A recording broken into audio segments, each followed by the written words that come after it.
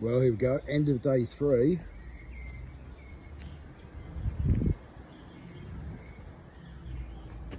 Ready for concrete tomorrow.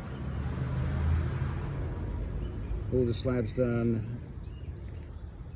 We've got a bit more rebar going in tomorrow morning before the concrete gets here. We've got a couple of deeper holes in it back here, which are for the legs of the 2-post lift.